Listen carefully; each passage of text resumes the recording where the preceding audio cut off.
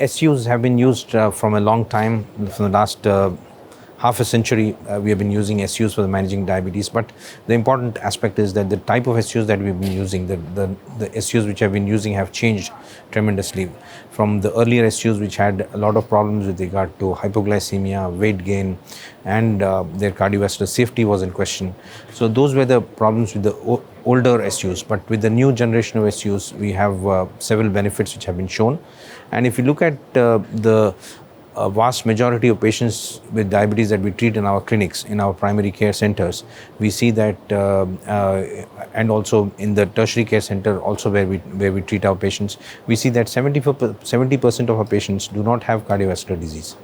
and they are the ones who require therapies which are available at an affordable cost and which are effective in terms of getting them to their goal, and which can be used over a long period of time. So I think from that perspective,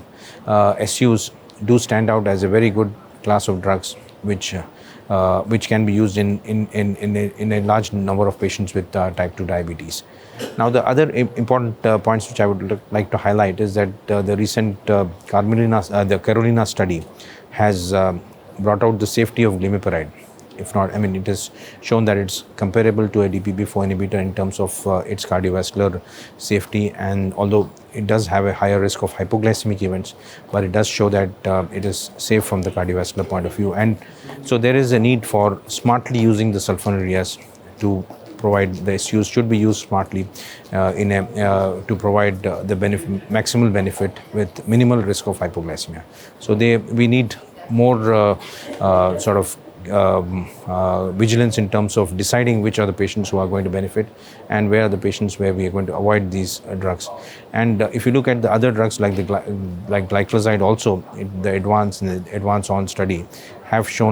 proven the safety of glycoside in terms of the cardiovascular events. So I think as a class, the newer sulfonylureas still have an important place in the management of diabetes, though we need to be using it safely and smartly.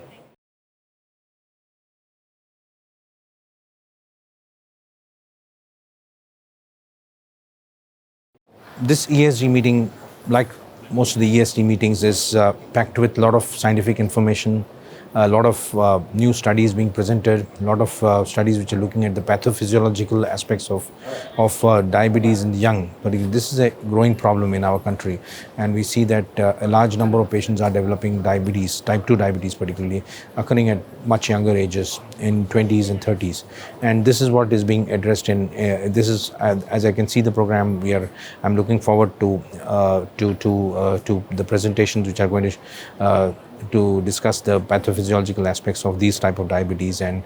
looking at what are the therapies which are best suited for them and how they impact on the pathophysiology of this type of diabetes. The other important things that I look forward to in this conference is understanding about the role of the liver in the development of diabetes, and the impact of the various therapies on the cardiovascular and the renal complications of diabetes. So I think all in all, it's going to be an exciting 4 days ahead, and I'm looking forward to the conference here.